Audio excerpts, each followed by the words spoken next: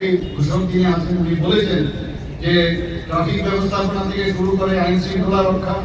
জঙ্গল warfare, field craft, দুর্যোগ মোকাবেলা এবং ভিড় নিয়ন্ত্রণের ক্রাউড তাকে ম্যানেজমেন্ট করার যে গুরুত্বপূর্ণ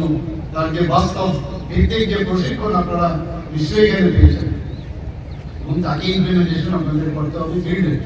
রাজ্য সরকার ত্রিপুরা পুলিশকে আরো বেশি মডার্নাইজেশন করার এবং এমপ্লয়াবিলিটি মানে মাননীয় প্রধানমন্ত্রী বারবার বলেন আমি চাকরি পেলাম বা একটা বিশেষ একটা স্থানে আমি স্থান পেলাম, আজকে আপনারা কনস্টেবল পদে এখানে স্থান পেয়েছেন, কিন্তু তার জন্য যে দক্ষ হওয়া তার এমপ্লয়াবিলিটি যাকে বলে এবং তার শুধু তাই নয় যে মডার্ন যে প্রযুক্তি সেইগুলোর উপর ভিত্তি আপনাদের করতে হবে, আরো অনেক শিক্ষা নিশ্চয়ই আপনারা তা পাবেন এবং এটার জন্য যা যা দরকার আমাদের সরকারের পক্ষ থেকে সব ধরনের আপনাদের সাহায্য করা হবে।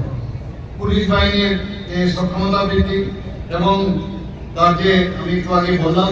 যে প্রযুক্তি নির্ভর সেটা হতেই হবে। সাইবার অপরাধ দমন, কমিউনিটি পুলিশিং এবং মহিলা ও শিশু সুরক্ষার ক্ষেত্রেও আপনাদের গুরুত্ব মানে বিশেষ করে বর্তায় এবং সেটা নিশ্চয়ই আপনারা পালন করেন। আমি দৃঢ়ভাবে বিশ্বাস করি আপনাদের প্রত্যেকে এই লক্ষ্য পূরণের গুরুত্বপূর্ণ ভূমিকা পালন করবেন। আমি আনন্দের সাথে ঘোষণা করছি যে সরকারের